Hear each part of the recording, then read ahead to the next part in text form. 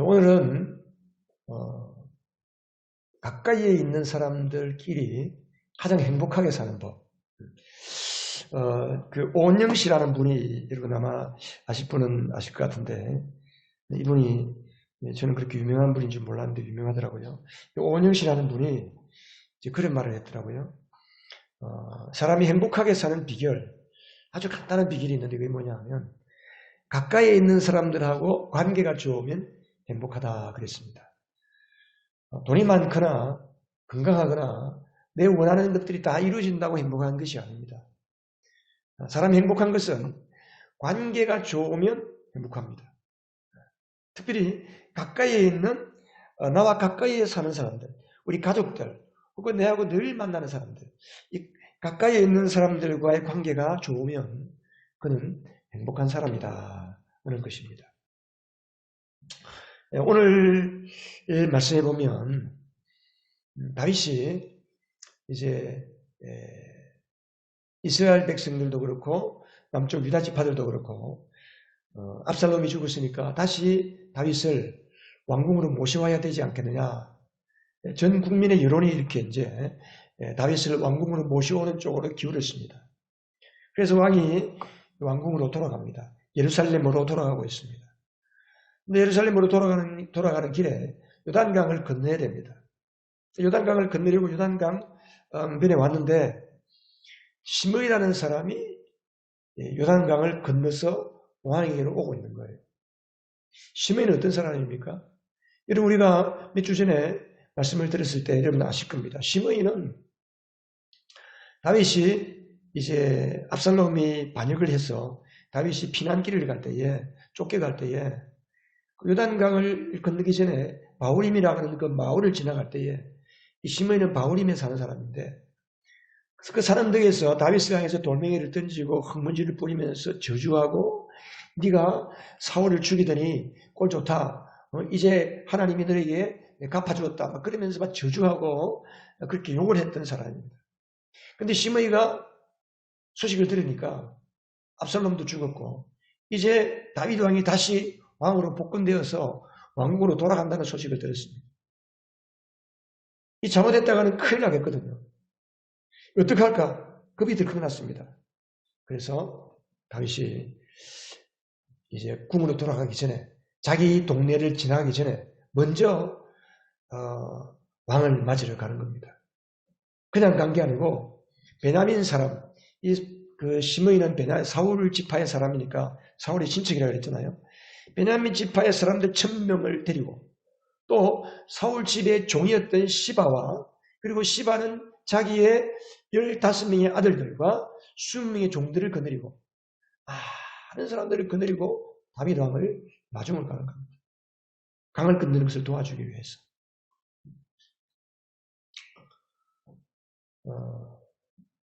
근데 성경은 이 시므이의 행동에 대해서 뭐라고 이야기하고 있습니까?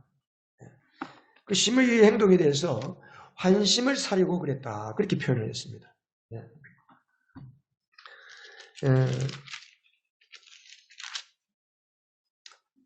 왜 그가 환심을 살 수밖에 없느냐? 가만히 있으면 죽을 수도 있으니까. 자기가 지은 죄를 자기가 아니까.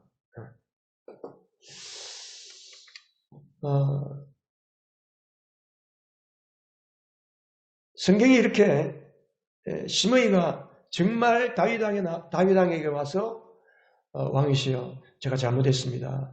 왕의 처분에 맡기겠습니다. 저는 죽을 죄를 지었습니다. 저를 용서해 주세요. 그렇게 해야 되는데 물론 용서를 구하기 위해서 오긴 했지만 그의 행동을 왕의 환심을 사기 위해서 그랬다. 18절에 그들은 왕의 가족이 강을 건너는 일을 도와서 왕의 환심을 사려고 나를 배를 건너갔다. 이 사람들이 종종 그런 경우들이 있습니다. 뭔가 잘못했으면 잘못을 깨달았으면 찾아가든지 말하든지 편지를 하든지 카톡을 하든지 잘못했다 표현을 하면 되는 거예요. 그죠? 근데 사람들이 이 잘못했다는 표현을 잘 못하는 사람들이 있어요. 대신에 뭐 하냐면 뭔가 더 잘해주려는 거예요. 막 잘해주고 그래서 환심을 사가지고 용서를 받는 것처럼 생각을 하는 사람들이 있는 것 같아요.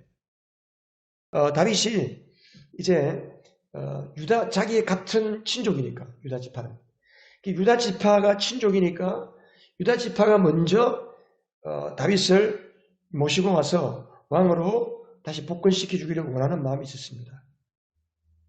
근데 실제는 누가 제일 먼저 나왔냐 하면 이 베냐민 지파의 시므이가 제일 먼저 나온 거잖아요.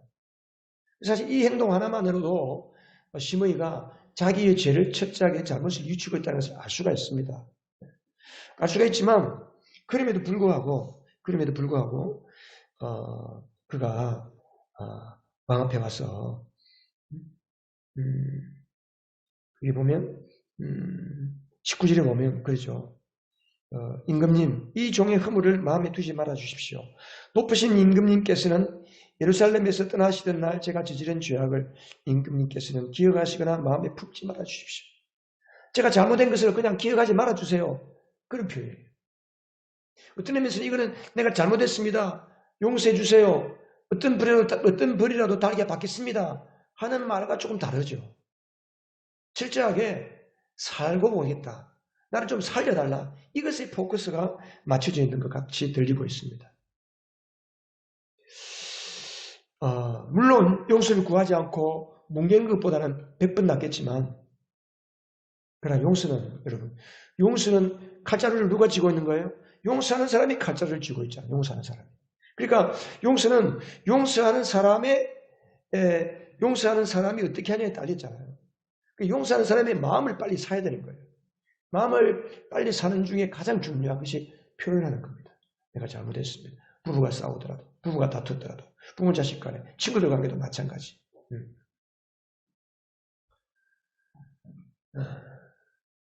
그래서 이 용서를 구하는 사람의 태도가 중요한데, 오늘 저는 말씀을 읽으면서 시므이의 태도가, 시므이의 마음 자세가 썩 그렇게 자기가 잘못한 것을 심각하게 깨닫고 용서를 구하는 그런 뉘앙스가 잘 보이지 않는다.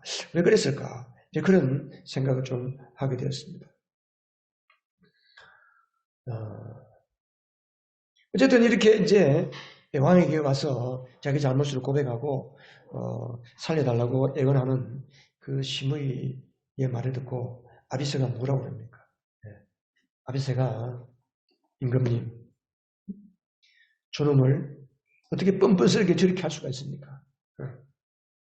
이 아비새만 그런 게 아니고 나중에 보니까 그 수르야의 아들 아비새가 있고 수르야의 아들 요압이 있거든요. 이 두 사람이 다 그랬던 것 같아요. 왜냐하면 22절에 보니까 수르야의 아들들은 들으라. 다시 말하면 그 수르야의 아들들 두 사람에게 다 다윗이 이야기하는 거예요. 아비새가 뭐라고 이야기했습니까? 주님께서 기름 부어 세우신 분은 시므이가 저주하였으니 그것만으로도 시므이는 죽어야 마땅한 줄 압니다. 그러니까 다윗이 너희들이 내 일에 왜 앞서느냐? 이건 내 일이다. 그러니까 이게 어떻게 왕의 일입니까? 우리 모두의 일이지요. 이제 그러면서 다윗이 그 시므이를 죽이도록 옆에서 자꾸만 부추기는 거예요. 근데 왕은 결국 시므이를 죽이지 않겠다고 선언하고 용서를 해주는 것이 오늘 내용입니다. 사람들은 아비새나 요압처럼 잘못한 사람들에 대해서는 잘못했다. 잘한 사람들에 대해서는 잘했다. 우리가 지난주에 말씀에도 그랬잖아요. 지난주에 다윗이 압살롬이 이제 반역을 해서 죽었잖아요. 요압에게 처형을 당했잖아요. 그런데 다윗은 자기 아들 압살롬을 뭐라고 이야기했습니까? 내 아들 압살롬아, 내 아들 압살롬아. 압살롬이 죽은 것을 슬퍼하고 괴로워했잖아요. 많은 사람들은 요압이 죽은 것을 마땅한 걸로 생각했는데 다윗은 그 죽은 아들에 대해서 잊지 못하고 사랑의 마음을 표현했거든요. 그래서 우리가 내 가까이에 있는 사람이 잘못했을 때 우리는 그 사람을 향해서 잘못한 사람으로 보느냐 아니면 여전히 내가 사랑하는 사람으로 보느냐 굉장히 중요하거든요. 오늘도 마찬가지입니다. 다윗은 그 시므이를 향해서 같은 이스라엘 백성으로서 자기 왕이 다스리는 하나님 그 이스라엘의 백성으로서 시므이를 본 겁니다. 시므이가 자기에게 잘못하고 저주하고 죽음마땅한 일을 한 사람으로 보지 않았던 겁니다. 굉장히 중요한 이야기 같아요, 이게. 우리는 뭔가 일을 하면 항상 시시비비를 가리잖아요. 뭐가 옳고 뭐가 그른지. 여러분, 우리는 항상 옳고 그른 것의 잣대를 가지고 살면 은혜를 따라 살지를 못합니다. 요즘 우리 수요일날 은혜의 삶 공부를 하는데 그 핵심 중에 한 가지가 뭐냐면 하나님은 에덴 동산에 아담과 하와를 은혜로 살게 했잖아요. 그런데 아담과 하와가 선악과를 따먹음으로 해서 그들의 삶의 기준이 하나 또 생겼는데 그게 뭐냐면 세상 살아갈 때에 선과 악의 잣대를 가지고 살아간다는 겁니다. 예수를 믿어도 그동안 살아오던 대로 선과 악의 잣대를 가지고 살기가 쉽다는 말이죠. 오늘 아비새나 요압이나 많은 사람들이 다 시므이를 향해서 그랬을 거예요. 그는 죽음 마땅하다. 왕이시여, 저런 놈은 죽여야 됩니다. 이제 왕이 복권되어서 다시 왕으로서의 권위가 갖추어지고 임금님의 그 말에 권세가 세워지려면 저런 놈은 처형을 해야 됩니다. 본보기를 보여줘야 됩니다. 그래야 또다시 시므이 같은 존재가 나타나지 않을 것이고 압살롬같이 왕을 반역하는 자가 나타나지 않을 수 있습니다. 왕이 이렇게 물렁하게 그냥 용서만 해주고 넘어가면 이런 자가 또 나올 수 있지 않습니까? 여러분, 사실 그렇죠. 사실 그렇잖아요. 그래서 소위 말해서 일벌백계. 그러니까 한 번 벌함으로써 100개의 많은 사람들에게 교훈을 줄 수 있는 100가지나 되는 많은 것들을 다스릴 수 있는 이런 효과를 얻는다. 일벌백계죠. 일벌백계. 어떤 의미에서는 시므이를 아마 죽였어야 될지도 몰라요. 그런데 다윗은 용서했습니다. 다윗은 어떤 마음으로 시므이를 용서했을까요?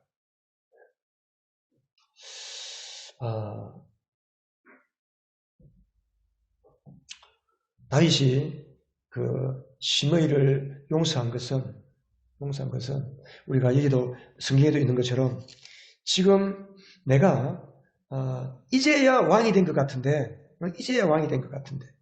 22절에 그런 말 나오잖아요. 내가 오늘에서야 온 이스라엘의 왕이 된 것 같은데 이런 날에 이스라엘에서 사람이 처형을 받아서 되겠느냐. 지금은 화합해야 될 때라는 거죠.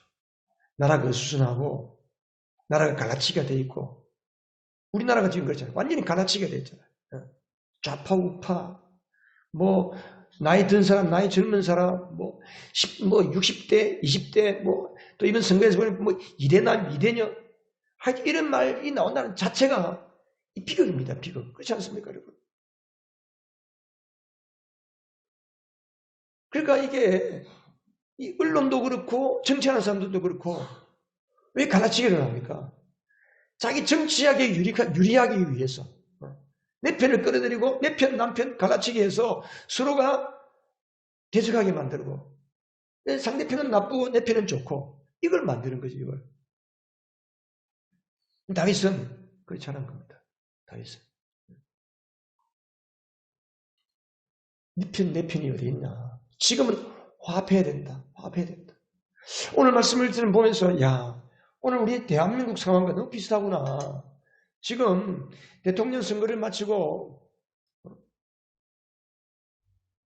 모두가 하나가 돼야 되고 통합이 돼야 되고 화합이 돼야 되는데 의외로 목사님들도 보면요 다 갈라져 있어요.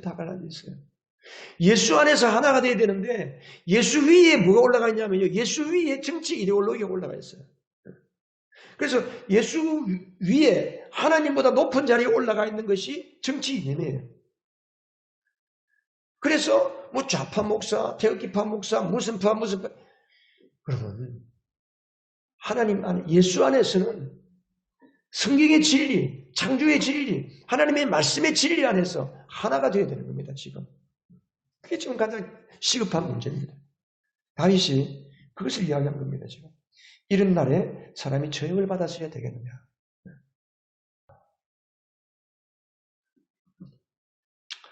그래서 왕으로서의 따끔한 맛을 보여줘야 한다 하는 사람이 있는가 하면 다 같이 보듬고 갑시다. 그런 사람이 있는 거죠. 자, 이런 부분에 대해서 예수님께서 뭐라고 말씀하시는지 한번 찾아볼 필요가 있습니다. 마태복음 8장에 보면 예수님께서 이렇게 말씀하셨어요.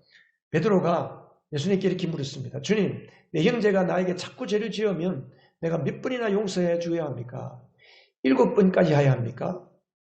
여러분, 가까이에 있는 사람이 잘못하는 거예요. 자, 7번 잘못하면 많이 잘못한 거예요? 적게 잘못한 거예요? 사모님 한번 말씀해 보세요. 네. 가까이에 있는 사람이 7번씩이나 똑같은 잘못을 계속 반복했다. 많이 한 거죠. 그죠? 많이.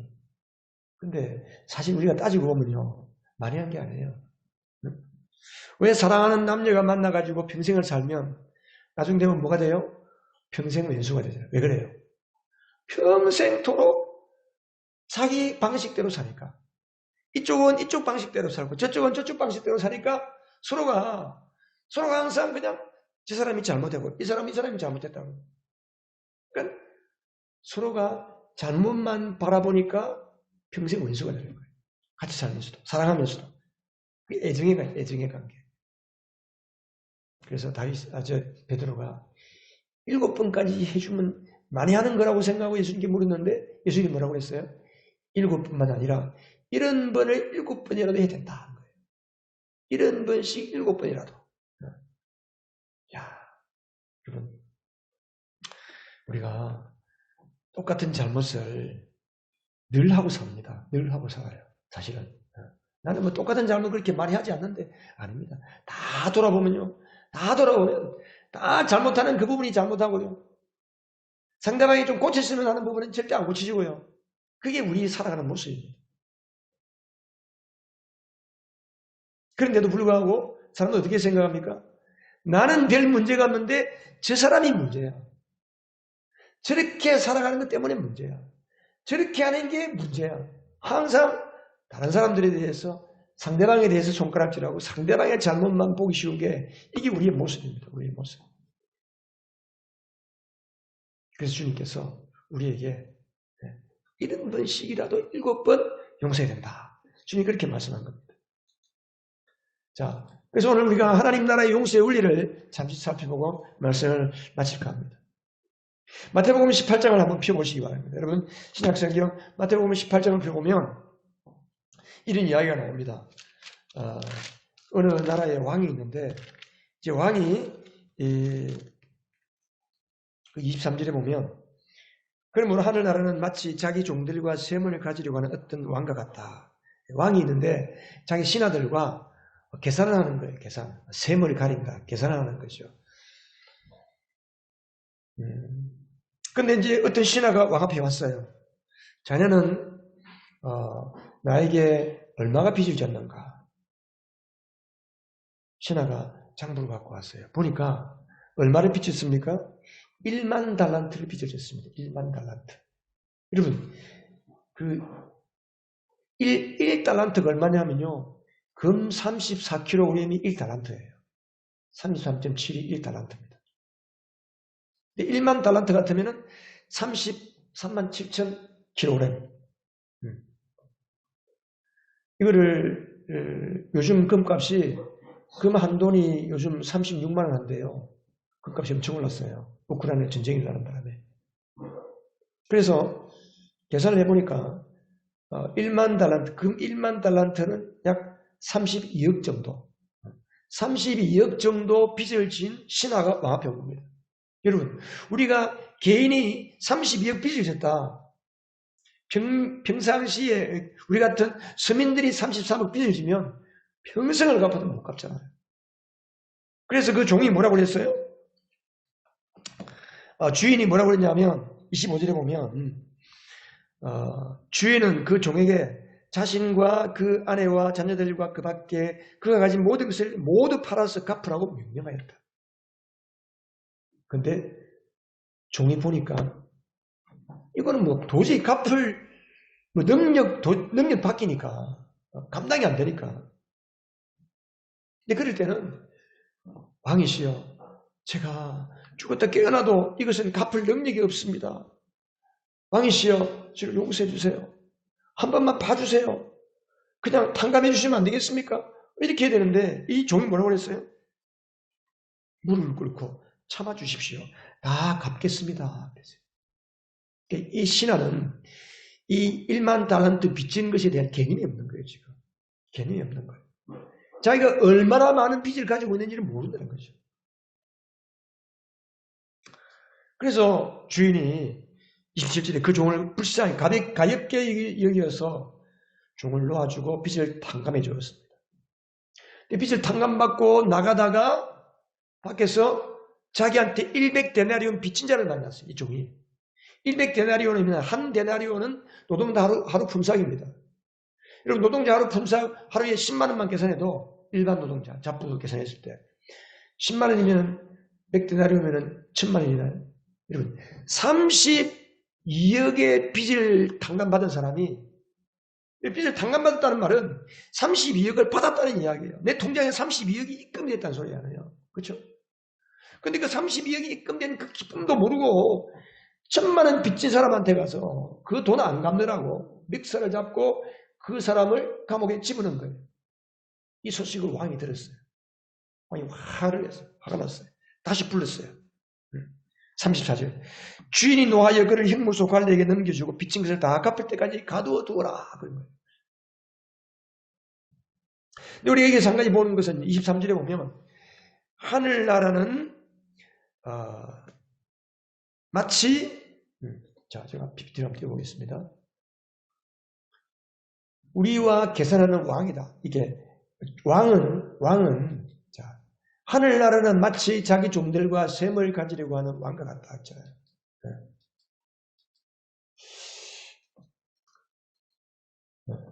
자 그러니까 마치 뭐뭐 하는 다시 말하면 하늘나라는 뭐다? 하늘나라는 어떤 왕과 같다는 거예요. 딱 주어는 하늘나라, 스스로는 왕과 같다는 거예요. 하늘나라는 왕과 같다. 그럼 그 왕이 어떤 왕이냐? 자기 종과 계산하는 왕이죠. 계산하는 왕. 이 뭘 이야기합니까? 왜 셈을 하려고 할까요? 이 왕이 왜 신하와 계산을 하려고 합니까? 신하가 가지고 살았던 모든 것이 다 왕의 것이니까 그 나라는 모두가 다 왕의 것이니까 왕의 소유잖아요. 그러니까 신하는 왕의 것을 빌려 쓰는 인생입니다. 근데 신하는 얼마나 빌려 쓰는지를 모르는 거예요. 마치 그것이 자기 것인 줄 착각하고 사는 것이죠. 우리는 우리가 가지고 사는 모든 것이 다 하나님께로부터 왔다는 것을 여러분 믿으시죠? 여러분 우리 몸도 내게 아닙니다. 시간, 건강, 물질, 여러분의 지식, 여러분의 자녀, 부모, 사람 가지고 있는 모든 것들 우리 대한민국 모든 것이 다 하나님의 것입니다. 그런데 이것을 하나님께서 우리에게 주신 것을 모르고 사는 거예요. 내 것인 줄 알고 사는 거예요. 잊어버리고 사는 거죠. 그래서 우리가 기억해야 될 게 있는데 그게 뭐냐 하면 나는 내 것이 아니다. 하나님께로 받아 은혜로 받아 사는 자다. 나는 은혜로 사는 사람이다. 그리고 또 한 가지 더 알아야 될 게 있는데 그게 뭐냐 하면 빚을 탕감해주는 왕입니다. 왕은 그냥 계신 왕이 아니고 그 빚을 탕감해주는 왕이라는 거예요. 탕감. 27절에 보면 그 주인은 그 종을 가볍게 여기어서 그를 놓아주려고 빚을 없애주었다. 없애주었다. 자, 그 악한 종이 왜 감옥에 갇혔을까? 아까도 말한 것처럼 탕감받은 것을 오해한 겁니다. 얼마나 탕감받은지를 모르는 거죠. 받은 은혜를 알지를 못했다는 겁니다. 받은 은혜가 뭔지를 모르는 거예요. 왜? 전부 자기 걸로 착각하고 있었으니까. 그러니까 항상 내 중심으로 사는 사람은 항상 내 걸로 알아요. 모든 것이 다 내 거다. 남의 게 안 보이고 자기 것만 보이는 거죠. 그래 남의 것도 자기 거, 자기 것도 자기 거. 항상 자기 중심으로 사는 거지.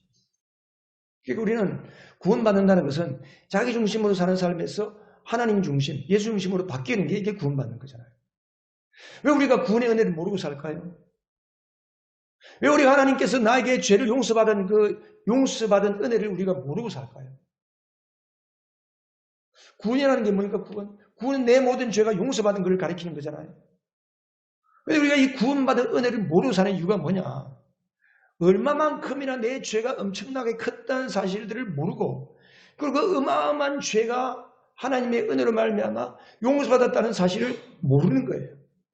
물론 알지요. 머리는 알지요. 실감을 못하고 느끼지를 못하는 거죠.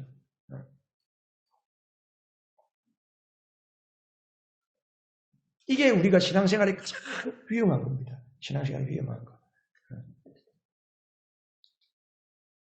구원의 불감증이에요. 구원의 불감증.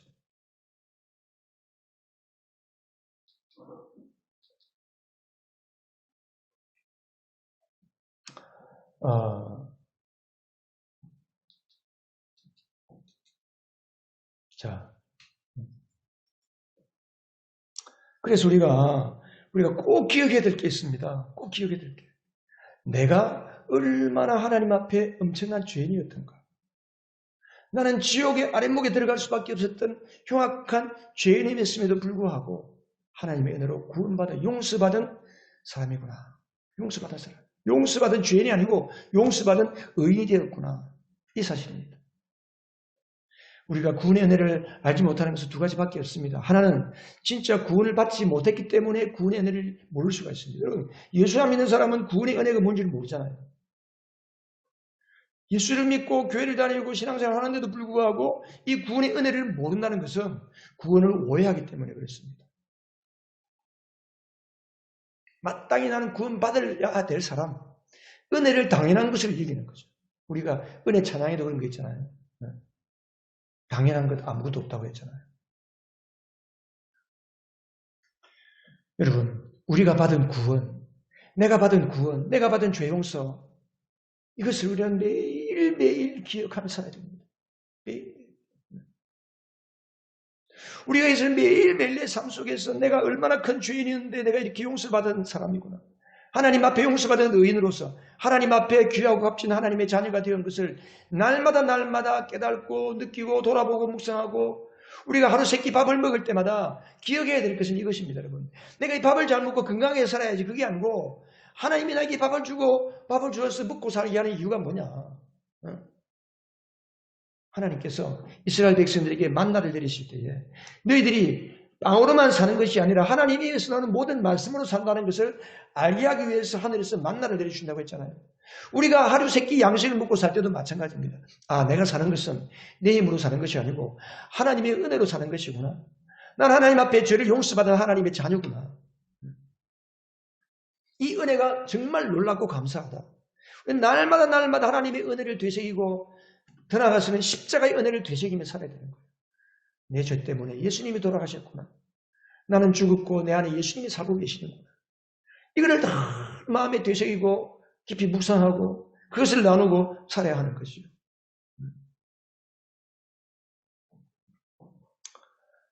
여러분, 우리가 구원을 오해하면 안 됩니다. 구원을 더 깊이 우리가 이 땅에서 가장 많이 알고 계속해서 알아가고 계속해서 경험해야 될 것, 가장 중요한, 제일 중요한 게 뭐냐면 구원이에요.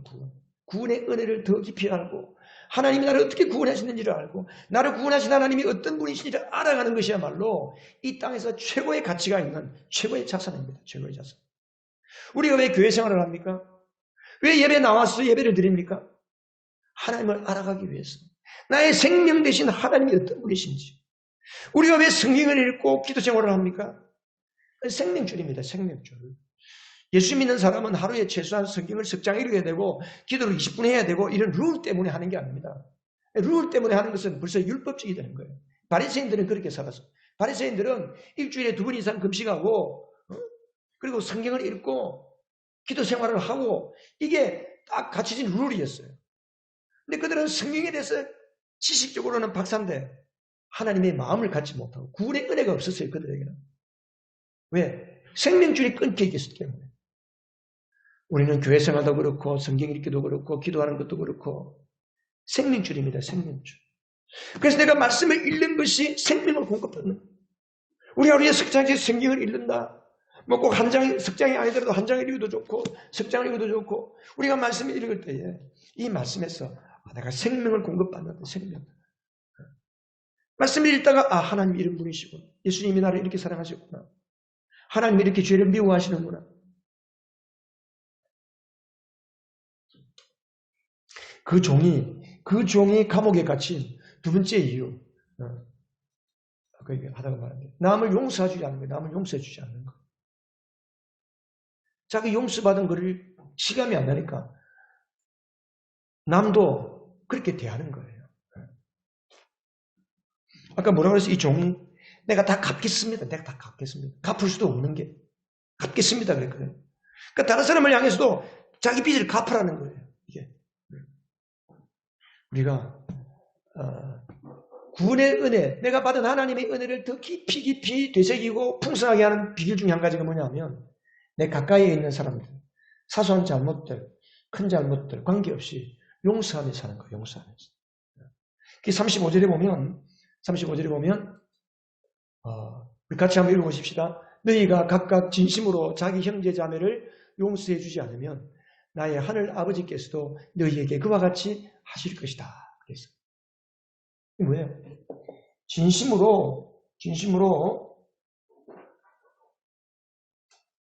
자기 형제 자매. 모르는 사람이고 내 형제 자매를 용서하는 내 형제 자매. 우리가 가까이에 있는 사람을 자꾸 용서하고 가까이에 있는 사람을 품어주고 가까이에 있는 사람을 용서를 구하고 용서를 받아주고 용서해주고 이게 있어요. 이게 바로 그렇게 할 때 우리의 삶이 행복해지는 겁니다. 구원이 풍성해지는 것입니다.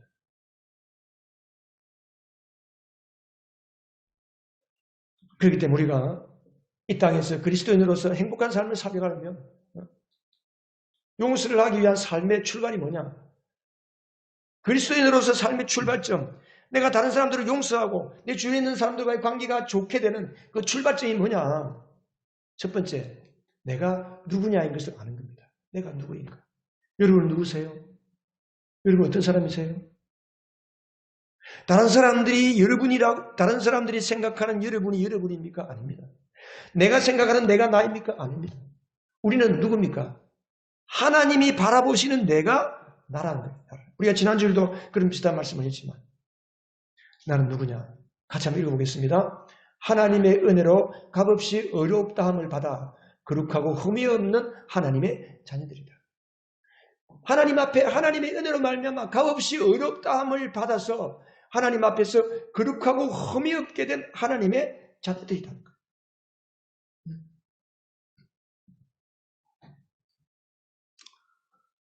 우리가 우리를 바라볼 때에 나를 먼저 보지 말고 내 안에 계신 예수님을 보는 거예요. 나를 구원하시고 나를 자녀 삼아주신 그분을 바라보고 나를 용서하신 예수님을 먼저 바라볼 때에 나는 용서받은 하나님의 아들이구나. 나는 내 모습 보니까 형편없는 것 같은데 나는 그럼에도 불구하고 하나님의 아들이구나. 동시에 이게 뭐예요? 우리 아버지는 은혜가 무지무지하게 많으신 분입니다. 우리 하나님 아버지는 은혜가 풍성하신 하나님이시구나. 은혜가 풍성한 하나님을 찬양도 있잖아요. 우리 나중에 불러보십시다. 그래서 우리가 하나님이 무한하신 나의 풍성하신 아버지, 하나님은 여러분 이 땅의 세계 최대 재벌보다 훨씬 그 재벌은 그냥 재발의 피해요. 하나님은 다 가지고 계시잖아요. 우리가 내가 누군지를 분명히 아는 사람은 멘탈, 우리의 정신 상태, 정신 구조가 뭐냐? 사람들은요, 피자파이는 피자파이 한 판을 8조각 내잖아요. 누가 한 조각을 먹으면 나머지, 피자파이를 8명이 먹으면 한 조각밖에 못 먹잖아요. 근데 피자를 2명이서 먹으면 4조각씩 먹어요. 그러니까 사람들이 뭐냐 하면, 내게 하나 없어지면 그만큼 내게 줄어든다고 생각하는 거예요. 그게 아닙니다. 우리는 주어도 계속해서 나오는 은혜의 셈인 줄 믿으시기 바랍니다.